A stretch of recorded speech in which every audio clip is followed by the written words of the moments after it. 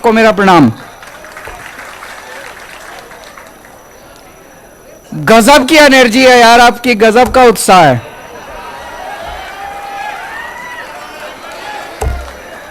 और अभी हम अहमदाबाद से निकले यहां आने के लिए, सड़क के दोनों तरफ इतने लोग थे, ऐसे लग रहा था जैसे गुजरात के अंदर क्रांति आ रही है।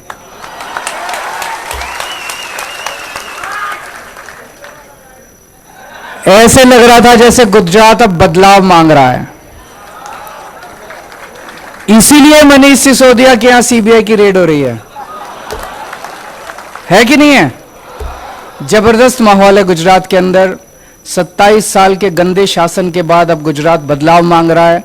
अभी तक गुजरात के पास विकल्प नहीं था, अब एक अच्छा ईमानदार विकल्प मिला है। और गुजरात के लोग भी चाहते हैं कि जैसे दिल्ली और पंजाब में अच्छा काम हो रहा है, गुजरात में भी होना चाहिए। ये धर्म युद्ध है, ये महाभारत की तरह है। जैसे महाभारत की आपने कहानी सुनी होगी, जब महाभारत युद्ध शुरू हो गया तो श्री कृष्ण जी सोए हुए थे। उनसे मदद मांगने के लिए दुर्योधन और श्री कृष्ण दोनों पहुंचे। दुर्योधन उनके सिरहाने बैठ गए, श्री कृष्ण उनके पांव के, अर्जुन उनके पांव के पास बैठ गए श्री कृष्ण जी के। उनकी जब आंखें खुली तो उनको पहले अर्जुन दिखाई दिए। उन्होंने अर्जुन से पूछा क्या चाहिए, तो दुर्योधन ने कहा पहले मैं आया था, मैं मांगूंगा। तो उन्होंने कहा नहीं, पहले मैंने इनको देखा। तो अर्जुन ने कहा कि भगवान, इस युद्ध के अंदर मुझे आप चाहिए, मुझे श्री कृष्ण चाहिए, भगवान चाहिए। दुर्योधन मन मन में बड़ा खुश हुआ, उसने कहा मेरे को तो सेना चाहिए थी। तो उसने कहा भगवान अगर ये ऐसे कह रहे हैं तो आप इनके साथ चले जाइए, मुझे अपनी सेना दे दीजिए। आज इन लोगों के पास पूरी सेना है, इन लोगों के पास पूरी ताकत है, इनके पास सीबीआई है, इनके पास ईडी है, इनके पास इनकम टैक्स है, इनके पास पुलिस है, इनके पास सारी, इतना पैसा है इन लोगों के पास। हमारे साथ श्री कृष्ण है, हमारे साथ भगवान है। और अंत में जीत सच्चाई की होगी, भगवान की होगी। और जनता के, भगवान जनता के दिल में बसते हैं, जनता भगवान होती है, जनता जनार्दन होती है। आज जनता हमारे साथ है, ये जितना मर्जी हमें परेशान कर लें। आज दिल्ली में हमने शिक्षा और स्वास्थ्य में शानदार काम किया है। ऐसा काम किया है कि 75 साल, आजादी के 75 साल में इतना अच्छा काम कभी नहीं हुआ। जैसा भी मैं आपसे पूछ रहा था, मैंने आप लोगों से पूछा भाई सरकारी अस्पताल में कौन कौन लेके जाता? कोई नहीं लेके जाता। दिल्ली में आजकल अमीर लोग भी सरकारी अस्पताल में अपना इलाज कराते हैं। यकीन नहीं होगा आपको, आपको लगेगा केजरीवाल झूठ बोल रहा है। मैं आपसे निवेदन करूंगा, जो जो आ सकते हैं एक बार दिल्ली का चक्कर काट के आओ, दिल्ली होके आओ, दिल्ली के लोगों से फोन करके, दिल्ली के लोगों से पूछ लो। अगर दिल्ली में फोन करके पूछना, अगर कोई आदमी अगर आपको यह कह दे कि केजरीवाल अच्छा काम नहीं कर रहा, मुझे गुजरात में वोट मत देना। दिल्ली होके आओ, सरकारी अस्पतालों में घूम के आओ, सरकारी मोहल्ला क्लिनिक में घूम के आओ। दिल्ली के अंदर ग्रेटर कैलाश एक कॉलोनी है, सबसे अमीर लोग दिल्ली के वहां रहते हैं। वहां पे हम लोगों ने सरकारी डिस्पेंसरी बनाई है उन लोगों की मांग पे। वहां पे इतने अमीर अमीर लोग सरकारी डिस्पेंसरी में जाते हैं, मैं आपको बता नहीं सकता, इतने अमीर लोग। आज इतना शानदार स्वास्थ्य का सिस्टम कर दिया। अब दिल्ली में अमीर लोग अपने बच्चों को प्राइवेट, बड़े बड़े प्राइवेट स्कूलों से निकाल के सरकारी स्कूल में भर्ती करा रहे हैं।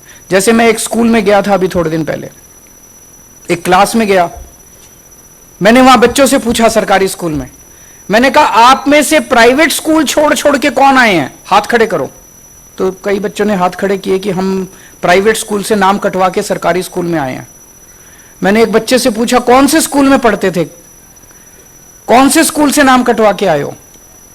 बोला सेंट कोलंबस, दिल्ली का सबसे शानदार प्राइवेट स्कूल माना जाता है।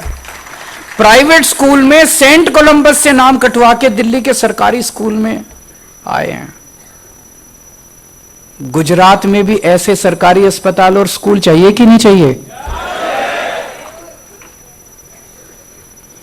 इसीलिए इन लोगों ने 2 महीने पहले झूठा केस बना के मेरे स्वास्थ्य मंत्री को अंदर कर दिया। 2 महीने से वो अंदर है, झूठा केस है बिल्कुल। अगर उसमें जरा सी भी सच्चाई होती, अगर सतेंद्र जैन हमारा स्वास्थ्य मंत्री जरा सा भी बेईमान होता, मैं उसको निकाल के बाहर कर देता। मैंने पहले एक मंत्री को किया था, मेरा एक मंत्री गड़बड़ कर रहा था, मैंने उसको निकाल के बाहर कर दिया। पंजाब में अभी हमारा एक मंत्री गड़बड़ कर रहा था, हमने खुद उसको निकाल के जेल भेज दिया, खुद हमने उसको भगवंत मान ने उसको निकाल के जेल भेज दिया। हम जरा सा भी, इतना सा भी भ्रष्टाचार बर्दाश्त नहीं करते। लेकिन वो भ्रष्टाचार नहीं देख रहे। उन्होंने 2 महीने पहले मेरे स्वास्थ्य मंत्री को अंदर कर दिया और अब ये मनीष सिसोदिया को अगले 3-4 दिन में जेल भेजना चाहते हैं। क्यों? ये चाहते हैं कि दिल्ली में जो शिक्षा और स्वास्थ्य का अच्छा काम चल रहा है वो बंद हो जाए। उनका ये मकसद है। ये तो गलत बात है। ऐसे देश कैसे तरक्की करेगा? अगर हम सारे आपस में लड़ेंगे तो देश कैसे तरक्की करेगा? हमें तो यह सोचना चाहिए कि अगर दिल्ली के अंदर शिक्षा और स्वास्थ्य का इतना अच्छा काम हो गया तो केंद्र सरकार को हमें बुलाना चाहिए था, हमें कहना चाहिए था सिखाओ, हम पूरे देश में करेंगे। यह अच्छी बात होती कि नहीं होती? कि केंद्र सरकार को बुलाना चाहिए था मनीष सिसोदिया को कि मनीष जी आपने बड़ा अच्छा काम किया, आप दूसरी पार्टी से हो सकते हो, लेकिन हमें बताओ, हम पूरे देश के स्कूल ठीक करना चाहते हैं। उन्होंने ऐसा नहीं किया। उन्होंने सीबीआई भेज के अब इसको गिरफ्तार करेंगे, उसको भी गिरफ्तार कर लिया ताकि दिल्ली का काम रुक जाए। दिल्ली का काम रुकने नहीं देंगे। थोड़ी अड़चन आ सकती है, थोड़े दिन के लिए स्पीड कम हो सकती है, लेकिन काम नहीं रुकने देंगे हम लोग। दिल्ली में हम लोगों ने पहले, दिल्ली में जब हमारी सरकार बनी, बहुत पावर कट लगते थे, कई बार बिजली जाया करती थी। हमने 24 घंटे बिजली कर दी और बिजली मुफ्त कर दी। दिल्ली के लोगों को मुफ्त बिजली मिलती है। पंजाब के लोगों को भी अब 1 सितंबर से पंजाब के लोगों के 0 बिल आएंगे। 0 बिल पे 0 लिखा होता है, बिल आता है उस पे 0 लिखा होता है। आपको 0 बिल चाहिए कि नहीं चाहिए? किस किस को चाहिए? ये कहते हैं केजरीवाल पैसे लुटा रहा है, केजरीवाल फ्री की रेवड़ी दे रहा है। रेवड़ी चाहिए नहीं चाहिए? सबको चाहिए।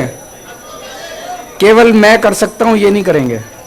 27 साल में इन्होंने नहीं किया, तो मेरी पहली गारंटी है हमारी सरकार बनेगी। सरकार बनने के 3 महीने के अंदर आपके सबके बिजली के बिल 0 आया करेंगे। मैं देख रहा हूं महिलाओं के ज्यादा चेहरे खुश हैं, क्योंकि घर तो आप ही को चलाना होता है। आदमी तो महीने के अंत में आके पैसे रख देता है आपके हाथ में, फिर आप जानो आपका काम जाने, है ना? तो महिलाएं ज्यादा खुश हैं। तो बिजली के बिल 0 आएंगे, 0। कुछ नहीं होता उसमें, 1 रुपया 2 रुपया भी नहीं आता, कुछ नहीं, 0 बिल आता है। तो सरकार बनने के 3 महीने के अंदर आपके बिजली के बिल 0 आया करेंगे। फिर दिल्ली में हमने आज पूरे देश में सबसे ज्यादा समस्या रोजगार की है कि नहीं है? नौकरी नहीं है, रोजगार नहीं है, काम नहीं है करने को। खाली बैठे हैं बच्चे घर में, पढ़ लिख के खाली बैठे हैं। कहां जाएं, किससे बात करें? कोई सुनने को तैयार नहीं है। इनके पास जाओ तो ये तो कहते हैं कि किसको, इनको तो अब चिंता भी नहीं है बीजेपी वालों को। गुजरात में इनसे हम बात करते हैं, हम कहते हैं काम क्यों नहीं करते? कहते क्या जरूरत है, जनता किसके पास जाएगी? हमारे ही पास आएगी। 27 साल हो गए इनको। इतना अहंकार हो गया इन लोगों को, इतना अहंकार हो गया बीजेपी वालों को। दिल्ली में पिछले कुछ सालों के अंदर, 5 साल के अंदर, मैंने 12 लाख बच्चों को रोजगार दिलवाया है। 12 लाख बच्चों को। दिल्ली तो छोटा सा है, वहां 12 लाख बच्चों को दिलाया तो यहां तो ज्यादा ही दिला देंगे। करना आता है हम लोगों को, रोजगार दिलाना आता है। हम ही को आता है, इनको नहीं आता, हम ही को आता है। तो गुजरात में हमने गारंटी दी है, गुजरात के हर बेरोजगार युवा को रोजगार दिलाएंगे 5 साल में। और जब तक रोजगार नहीं मिलता, हर बेरोजगार युवा को 3,000 रुपए महीने का बेरोजगारी भत्ता।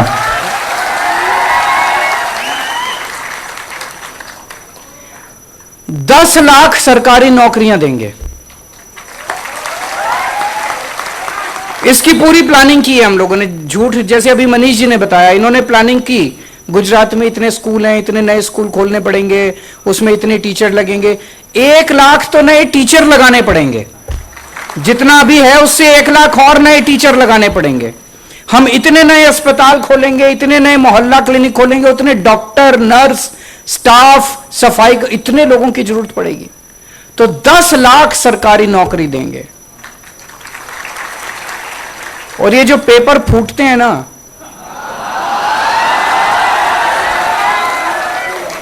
इसका कानून लेके आएंगे, इसका कानून लेके आएंगे। पेपर फूटने वालों को जिंदगी भर जेल में रखेंगे।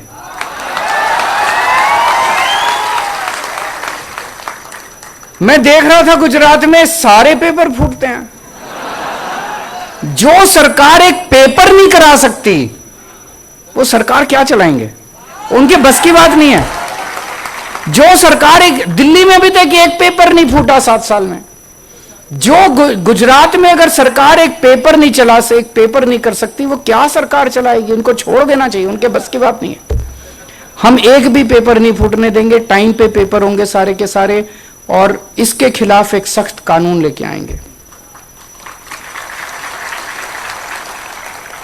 और एक बात, 18 साल से ऊपर की हर महिला को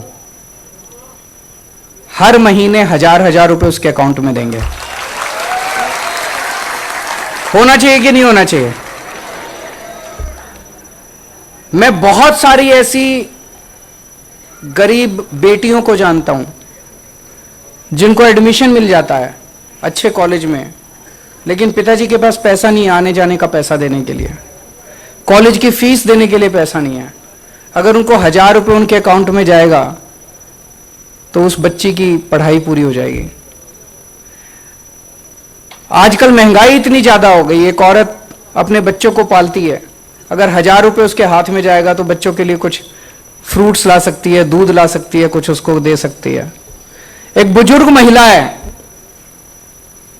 बेटी घर में आती है, उसका मन करता है थोड़े से पैसे बेटी के हाथ में रख दूं, फिर वो अपने पति से मांगती है, अपने बेटे से मांगती है। अब अगर 1,000 रुपए उसको सरकार दे देगी तो उसे किसी की तरफ देखना नहीं पड़ेगा, वो अपने 1,000 रुपए निकाले। है कि नहीं है? मिलने चाहिए कि नहीं मिलने चाहिए महिलाओं को? ये कहते हैं केजरीवाल पैसे उड़ा रहा है। मैं पैसे लूट नहीं रहा, मैं स्विस बैंक में नहीं ले जा रहा पैसे कमा के, मैं जनता को दे रहा हूं, जनता का पैसा जनता को दे रहा हूं। उनके स्कूल अच्छे कर देते हैं, महिलाओं को दे देते हैं, बिजली मुफ्त कर देते हैं, पानी मुफ्त कर देते हैं। इतनी महंगाई है, अगर हम जनता को थोड़ा सा राहत देते हैं तो क्या गलत करते हैं? अच्छी बात करते हैं। अभी मनीष जी ने बताया, आपके बच्चों को अच्छी शिक्षा देने की जिम्मेदारी हमारी है। हमें वोट दोगे, आपके बच्चों का भविष्य बनाएंगे। इनको वोट दोगे, ये आपके बच्चों को जहरीली शराब पिलाएंगे। आप तय कर लो। 27 साल हो गए, 27 सालों में तो इनसे स्कूल अस्पताल सुधरे नहीं, अब और तो सुधरने वाले हैं नहीं। आज मैं आपको स्वास्थ्य के ऊपर बात करना चाहता हूं। जैसे दिल्ली में हम लोगों ने क्या किया, पहले सारे स्कूल ये अस्पताल वगैरह ठीक करके, दिल्ली में अब 2 करोड़ लोग हैं। हर आदमी का, हर बच्चे का, हर बुजुर्ग का पूरा इलाज मुफ्त कर दिया, चाहे अमीर हो चाहे गरीब हो। आप अगर बुखार हो गया, मोहल्ला क्लिनिक चले जाओ, सारे टेस्ट फ्री हैं, कोई नहीं पूछते। वो ये नहीं पूछते बीपीएल कार्ड लेके आओ, कुछ नहीं। वो ये भी नहीं पूछते दिल्ली से आए हो कि कहीं से आए हो। आप चले जाओ मोहल्ला क्लिनिक में, आप बोलो मैं बीमार हूं, डॉक्टर देखेगा आपको, टेस्ट लिखेगा, टेस्ट अगले दिन रिजल्ट ले जाओ, फ्री में टेस्ट होता है, फ्री में डॉक्टर देखता है। एयर कंडीशनड मोहल्ला क्लिनिक, ऐसे प्राइवेट अस्पताल भी नहीं मिलते, और सारी दवाइयां मुफ्त देते हैं। आपको बड़ी बीमारी हो जाए, कैंसर हो गया, किडनी ट्रांसप्लांट करना है, कई लाख रुपए लगेंगे। आप दिल्ली सरकार के बड़े अस्पताल में चले जाओ, सारा ऑपरेशन मुफ्त, सारे टेस्ट मुफ्त, सब कुछ मुफ्त होता है वहां पे। चाहे 40 लाख रुपए का भी खर्चा आएगा, आपको चिंता करने की जरूरत नहीं है, सारा दिल्ली सरकार देती है।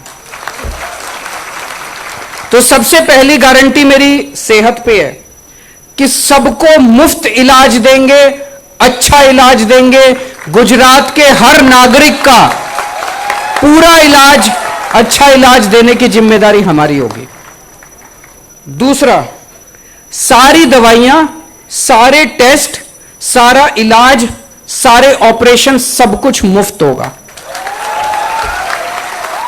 तीसरा, हर गांव में और शहर के हर वार्ड में एक एक मोहल्ला क्लिनिक खोलेंगे, जैसे दिल्ली में खोला है।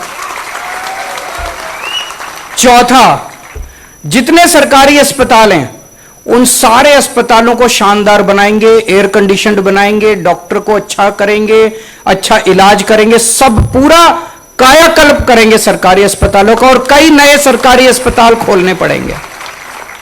और पांचवा, दिल्ली में हमने एक योजना की है, अगर किसी का एक्सीडेंट हो जाए, किसी का भी एक्सीडेंट हो जाए, अमीर हो गरीब हो, चाहे कोई बाहर का हो, मान लीजिए बॉम्बे से कोई गुजरात आया और उसका गुजरात में आके एक्सीडेंट हो गया, उसका पूरा इलाज चाहे बड़े से बड़े प्राइवेट अस्पताल में कराना पड़े, पूरा इलाज दिल्ली सरकार देती है।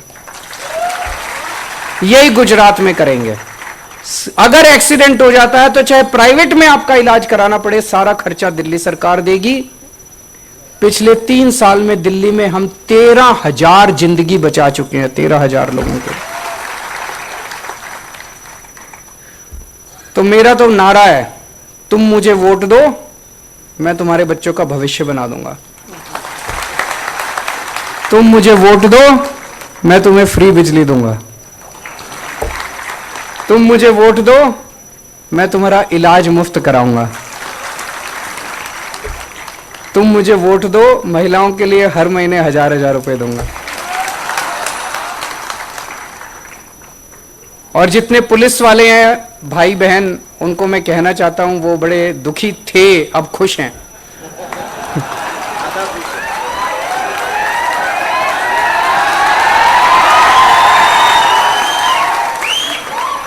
वो ग्रेड पे मांग रहे थे। मैं एक बार ही आया तो मैंने प्रेस कॉन्फ्रेंस में कहा भी इनकी डिमांड जायज है, इनको ग्रेड पे मिलनी चाहिए। तो उन्होंने, सब लोगों ने मेरी तस्वीर और मेरा वीडियो अपनी डीपी में लगा लिया व्हाट्सएप पे। गुजरात सरकार घबरा गई बुरी तरह से। अगले दिन गृह मंत्री ने प्रेस कॉन्फ्रेंस करके बोला कि इनकी डिमांड हम मानेंगे, लेकिन उनकी नीयत खराब थी, पूरी डिमांड नहीं मानी। उन्होंने क्या किया, ग्रेड पे नहीं दिया, उनको केवल भत्ता बढ़ा दिया। तो मेरी अब उनको डिमांड है, मेरी अब उनको निवेदन है सारे पुलिस के भाइयों को कि इनसे भत्ता ले लो,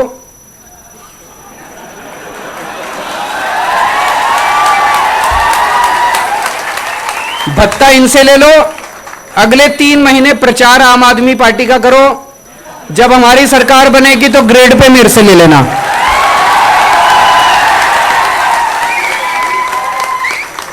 सही है ना?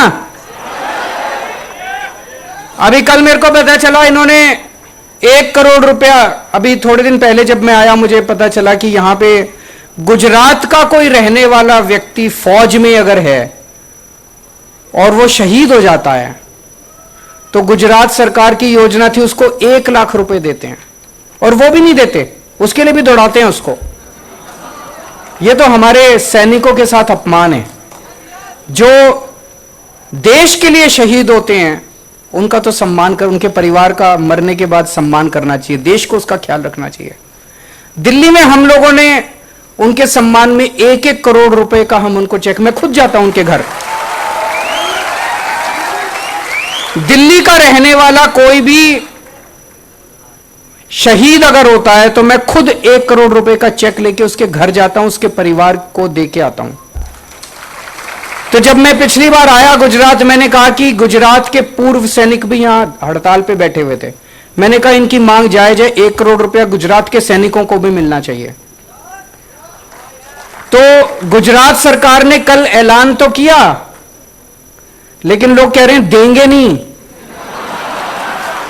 चुनाव है इसलिए किया, क्योंकि अगर इनकी देने की नीयत होती तो बीजेपी पूरे देश में जहां जहां बीजेपी की सरकार है सब जगह करती, बाकी कहीं नहीं किया, गुजरात में किया। इसलिए मैं इनसे मांग करता हूं, अगर तुम्हारी नीयत साफ है तो पिछले 5 साल में जितने शहीद हुए थे अगले 10 दिन में उनको दे दो, और अगर नहीं दोगे तो जनता सोचेगी झूठ बोल रहे हैं, चुनाव के बाद पलट जाएंगे। और दूसरी बात, दिल्ली में हम केवल सैनिकों को नहीं देते, हम दिल्ली पुलिस वालों को भी देते हैं। पुलिस भी तो अपनी जान हथेली पे रखे, पुलिस वाले भी तो शहीद होते हैं, पुलिस वाले भी तो ड्यूटी में कितनी बार शहीद होते हैं। तो गुजरात पुलिस वालों को भी इस 1 करोड़ की योजना में शामिल किया जाना चाहिए। गुजरात पुलिस से भी अगर कोई शहीद हो तो उसके परिवार को मरने के बाद, शहीद होने के बाद 1-1 करोड़ का उसको सम्मान राशि मिलनी चाहिए। मिलनी चाहिए कि नहीं मिलनी चाहिए?